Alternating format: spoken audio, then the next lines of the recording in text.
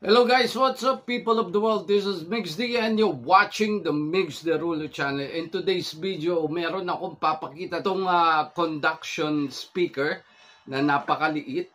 Any flat surface or hollow surface, pwedeng maging speaker pag dinikit nyo siya or ipatong nyo itong napakaliit na conduction speaker. So, kung paano gamitin yan guys, simpleng-simple lang, no? So, kailangan mo syempre ng cellphone or tablet. Ano nga ba tong conduction speaker na to? Ibig sabihin na ito guys, tong napakaliit na device na to, pag pinatong mo siya, any flat surface or any hollow surface, magiging speaker automatic yan. Kahit ano, basta ipinatong mo tong napakaliit na conduction speaker. So, meron siyang dalawang buttons dito maliit, no? So, ipa-power on natin siya.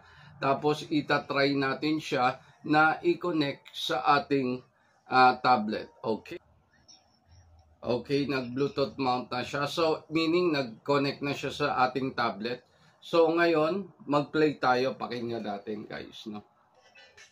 So, naka-on na siya. Maririnig nyo naman na medyo may konting sound, diba? So, kuha tayo ng hollow box. So, ito yung hollow box niya, no? Pakinggan nyo guys ayan, hollow box. Ito yung conduction speaker natin. Ipapatong natin. O, diba? Nagkaroon ng sound guys, no?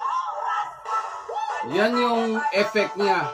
Every time niya ipapatong nyo siya, any flat surface. Kahit table guys, kahit sa table. Pakinggan nyo, ipapatong ko siya sa table. Nakapatong sa table, diba? Tumutugtog siya. Meron tayo ditong mug. Crystal mug, guys, no? Okay, so, ang gagawin natin, etong hollow box, ipapatong natin dito sa ating mug para maging mas maganda yung music niya. So, eto, ipatong natin para makita nyo. Alright, so, ayan na, diba?